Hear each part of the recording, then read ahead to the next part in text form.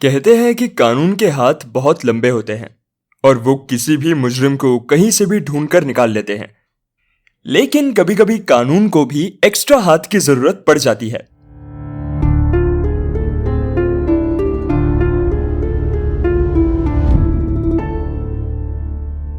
ये बात मुझे तब पता चली जब अचानक मेरे घर की डोरबेल किसी ने बजाई।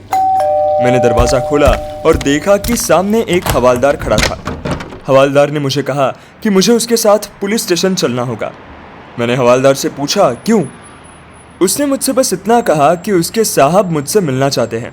मैं चलने को तैयार हो गया क्योंकि मैं पुलिस को नाराज नहीं करना चाहता था। मैं हवालदार के साथ उसकी जीप में था और वो मुझे पुलिस स्टेशन लेकर जा रहा था। जीप ऐसे ही चलती रही। करीब 100 किलोमीटर चलने के बाद जीप एक छोटे से टाउन में घुसी जिसका नाम था मीरनगर। जीप मीरनगर की पुलिस स्टेशन पर आकर रुकी। मैं जीप से नीचे उतरा और पुलिस स्टेशन की तरफ आगे बढ़ता गया। पुलिस स्टेशन के अंदर एक इंस्पेक्टर ने मुझसे हाथ मिलाया और उसने अपने आप को इंट्रोड्यूस किया और कहा, हेलो डिटेक्टिव कबीर, मैं इंस्पेक्टर अभिनव और मैं इस छोटे से पुलिस स्टेशन का इंचार्ज हूँ। इंस्पेक्टर अभिनव बहुत थका हुआ लग रहा था। उसके आंखों के नीचे काले धब्बे थे, आंखें लाल और नशीली थी। देखकर ऐसा लग रहा था जैसे इंस्पेक्टर अभिनव नशेड़ी है या तो वो कई दिनों से सोया नहीं है। मैंने अभिनव से पूछा कि आखिर उसने मुझे यहाँ पर क्यों बुलाया है। उन्होंने मुझसे कहा, मैं आपको बताऊंगा नहीं, दिखाऊंगा। हम फिर एक बार जीप में बैठकर कहीं जाने लगे। अभिनव अपनी टीम के साथ मुझे लेकर वहां के हॉस्पिटल के मुर्दा घर में पहुंचा।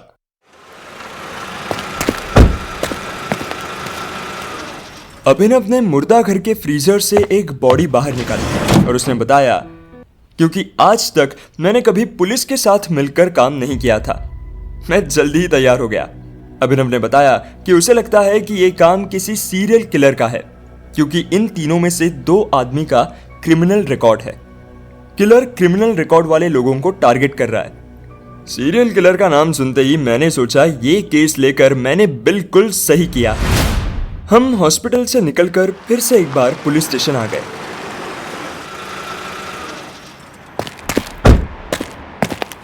मैंने चाय की चुस्की ली और तभी मेरे सामने अपने कुर्सी पर अभिनव भी आकर बैठ गया।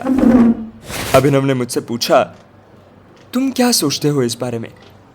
मैंने जवाब दिया, अपने पैटर्न से हटते नहीं है।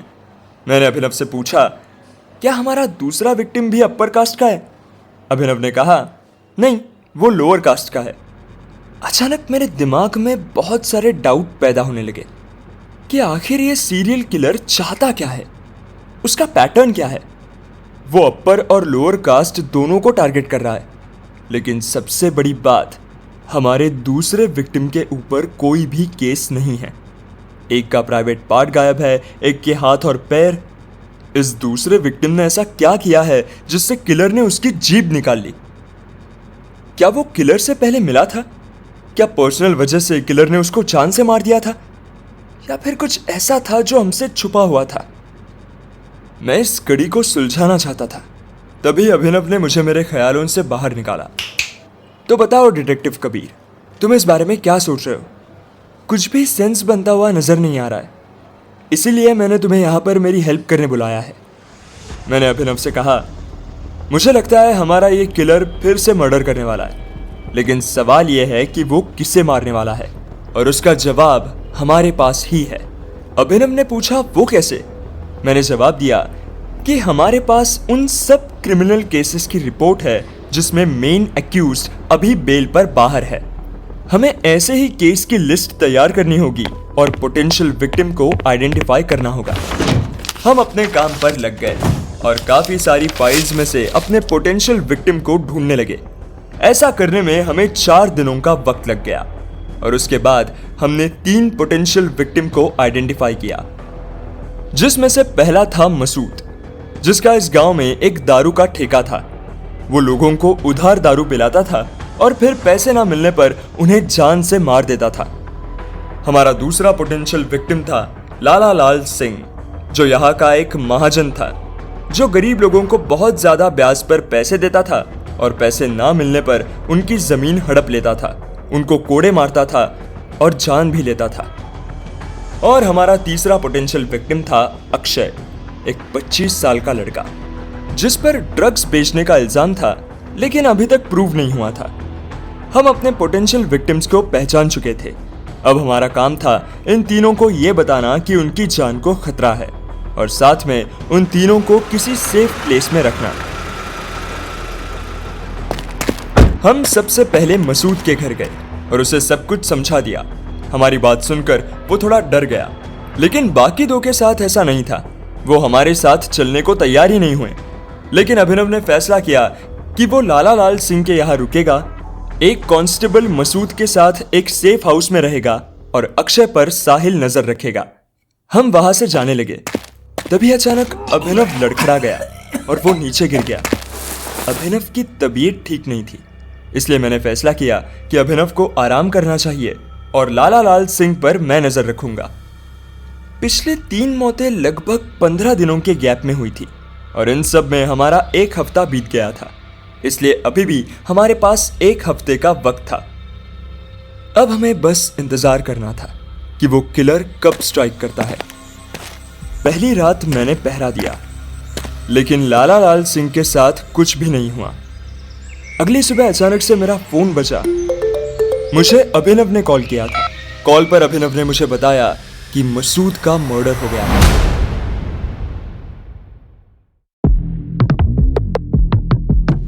8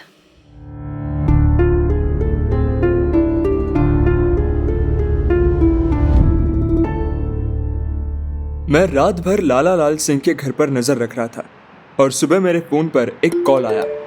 ये कॉल अभिनव का था। अभिनव ने मुझे बताया कि मसूद का मर्डर हो गया है। मैं जल्दी से वहां से निकला।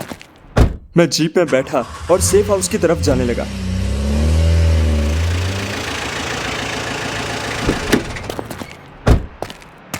सेफ हाउस गांव से बाहर था, जहां हमें कोई नहीं जानता था। वहां अभिनव पहले से था। वो अभी भी कमजोर लग रहा था।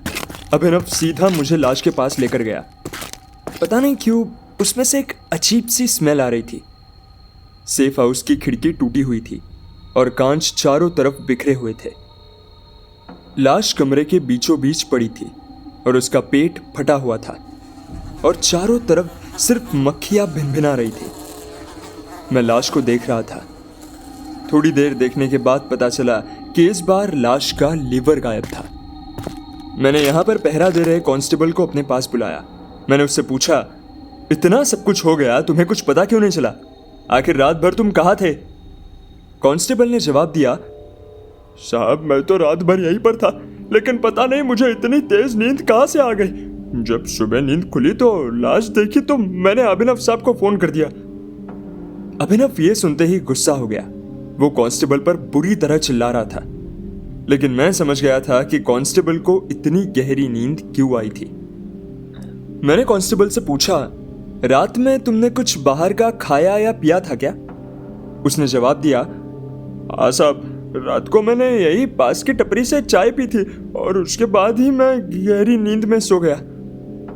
तो किलर ने कांस्टेबल की चाय में कुछ जरूर मिलाया था।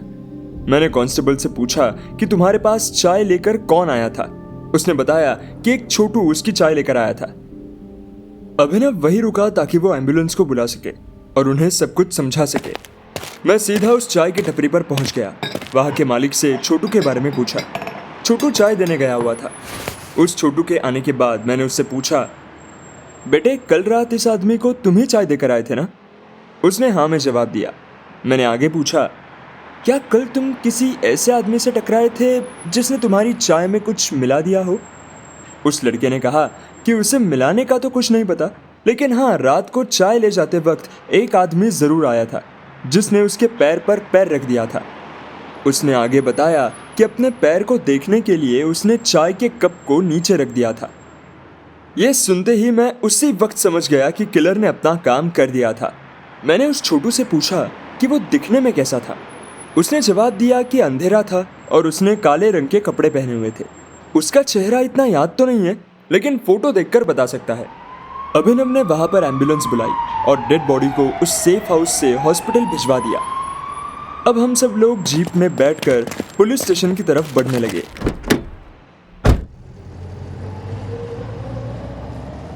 थोड़ी देर बाद हम फिर से पुलिस स्टेशन पहुंच गए। पुलिस स्टेशन में मैं, अभिनव, साहिल और हवालदार थे। अब बारी मेरे बोलने की थी। मैंने कहा, मुझे लगता है कि वो किलर हम में से ही कोई एक है। इतना सुनते ही उन तीनों के कान खड़े हो गए। मैंने उनसे कहा, तुम लोगों ने बिल्कुल ठीक सुना, तुम तीनों में से ही कोई वो खूनी है, क्योंकि सेफ हाउस के बारे में तुम तीनों के अलावा और किसी को नहीं पता था। इतना सुनते ही वो हवालदार रोने लगा और रोते हुए कहने लगा कि उसने किसी को नहीं मारा। साहिल ने भी अपनी सफाई दे दी। मैं तो बिल्कुल नहीं हूं, मैं तो पूरी रात अक्षय के यहाँ पर पहरा दे रहा था। साहिल बोल तो रहा था, लेकिन उसकी आवाज में एक हिचक थी। वो कॉन्फिडेंट नहीं लग रहा था। जब मैंने ये बोला है कि किलर हम में से ही कोई एक है, तब से उसको पसीने आने लगे थे। मैंने साहिल से कहा, साहिल तुम ठीक तो हो? तुम्हें पसीने क्यों आ रहे हैं? साहिल ने जवाब दिया, अरे ये पंखा ठीक से नहीं चल रहा है, इस वजह से। उसकी आवाज में फिर से एक झिझक थी। ऐसा लग रहा था जैसे कि वो कुछ छुपा रहा था। मैंने उसके हाव भाव देखे। वो अपने पसीने को बार बार पोंछ रहा था। मैंने उसके पुलिस की वर्दी के नीचे देखा तो उसने काले रंग का कुछ पहन रखा था। अभिनव अपनी कुर्सी से खड़ा हुआ। वो परेशान दिख रहा था। उसने कहा, नहीं, मैं ऐसा नहीं मानता। किलर हम में से कोई नहीं है। ये छोटा गांव है। मुझे ऐसा लगता है किलर बहुत चालाक है और उसने पता लगा लिया होगा कि हम उन्हें कहाँ लेके जा रहे हैं। उसने हवालदार को अपने पास बुलाया और पूछा कि मसूद को सेफ हाउस ले जाते वक्त क्या उसने किसी को बताया था कि वो मसूद को कहाँ लेकर जा रहे हैं? हवालदार ने इस बात का कोई जवाब नहीं दिया। अभिनव ने जैसे ही थोड़े और गुस्से में पूछा तो हवालदार ने कहा कि शायद उसने किसी को बताया होगा। अभिनव ने मुझसे कहा, देखा, इसे नहीं बता दिया था। मैंने अभी उसे कन्विंस करने का ट्राई नहीं किया और खुद ही अपनी थियोरी को कंफर्म करने के लिए काम करने लगा। मैं पुलिस स्टेशन से बाहर निकल गया। मुझे अब भी एक सवाल का जवाब ढूंढना था और वो था कि विक्टिम नंबर 2 को हमारे किलर ने जान से क्यों मारा था, जबकि उसका कोई क्रिमिनल रिकॉर्ड नहीं था। इस सवाल का जवाब जानने के लिए मैं उस विक्टिम नंबर 2 के घर पर पहुंच गया। मैं घर के अंदर गया। मुझे उस आदमी की बीवी मिली। मैंने उन्हें बताया कि मैं उनके पति का मर्डर केस इन्वेस्टिगेट कर रहा हूँ और मैं उनसे कुछ सवाल पूछना चाहता हूँ। मैं कुर्सी पर बैठा। इससे पहले कि मैं सवाल पूछ पाता, मैंने सामने एक जवान लड़के की फोटो पर हार चढ़ा हुआ देखा। मैंने उस औरत से उस लड़के के बारे में पूछा। पूछते ही वो रोने लगी। उसने मुझे बताया कि ये फोटो उनके बेटे की है। उनके बेटे ने सुसाइड किया था। मैंने उनसे सुसाइड करने की वजह पूछी तो उन्होंने बताया कि उनके बेटे की सुसाइड की वजह उसका बाप था, यानी हमारा विक्टिम नंबर 2।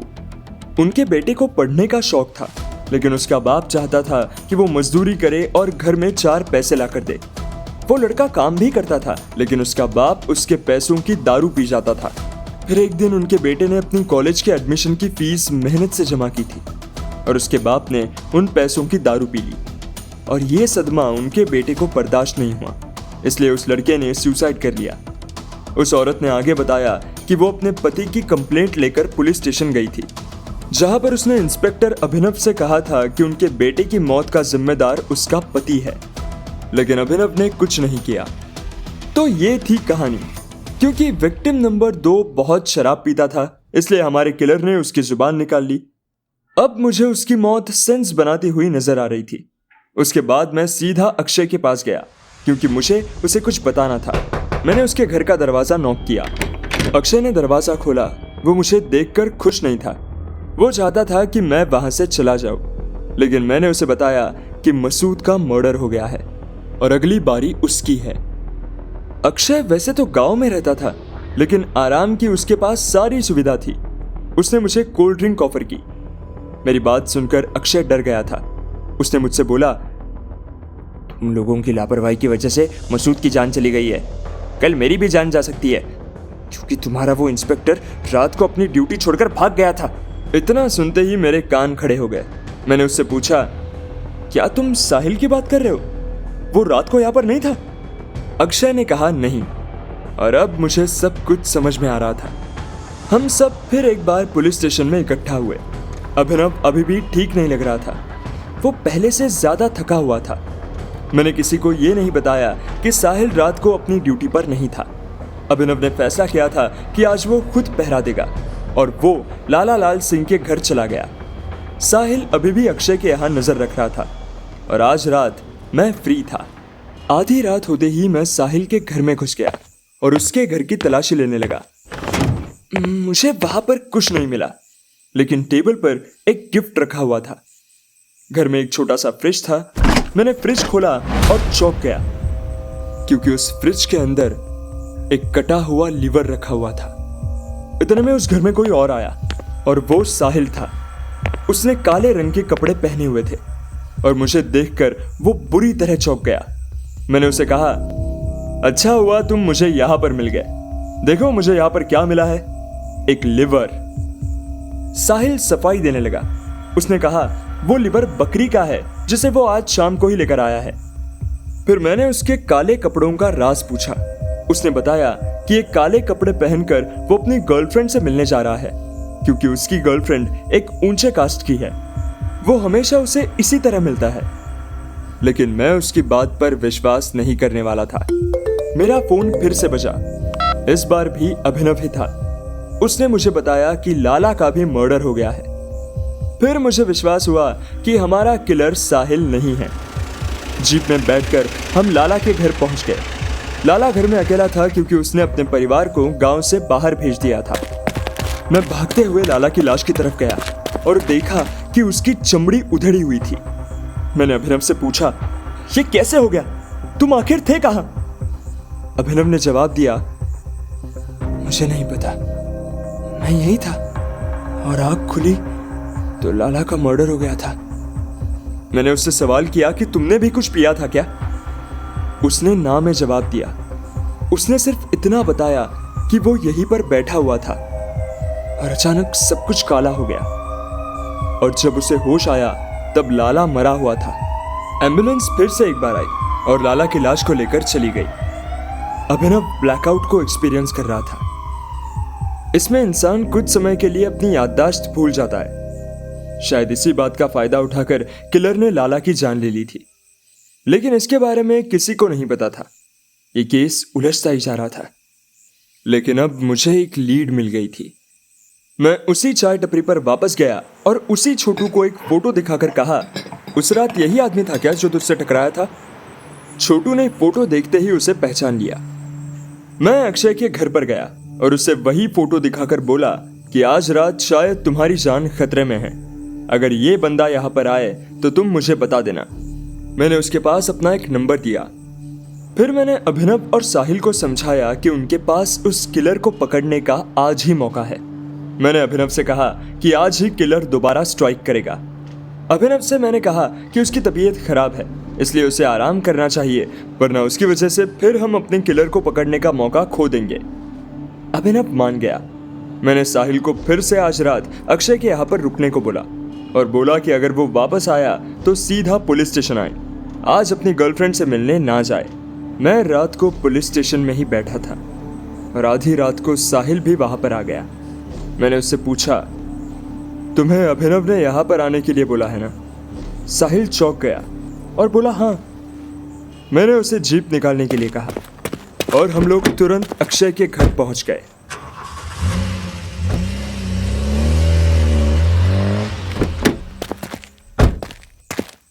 दरवाजा अंदर से बंद था। साहिल ने दरवाजा तोड़ दिया और हमने अंदर देखा।